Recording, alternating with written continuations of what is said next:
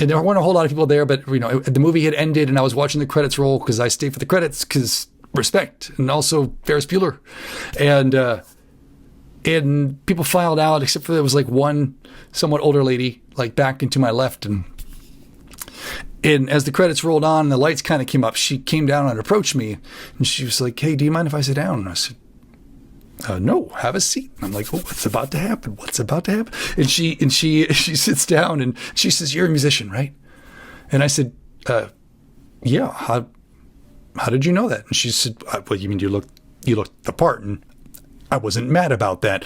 And she proceeded to ask me, what did you think about this movie? How did it land for you as an artist? And if you're not familiar, the movie, for whatever controversy, all the things that kind of emerged from it is a very rich story about two artists, for sure. And what happened next was that she and I ended up in this really, really rich conversation for, 10 or 15 minutes. A philosophical conversation about art and music and the creative life and a creative journey.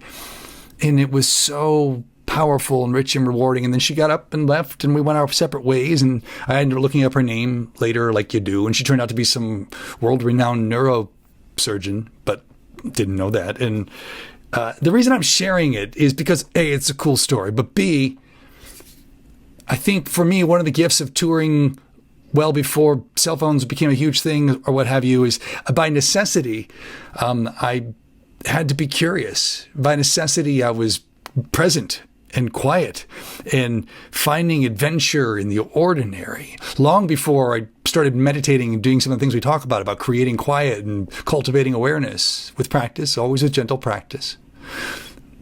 But I think that the gift that emerges when one does that is you become available to be curious.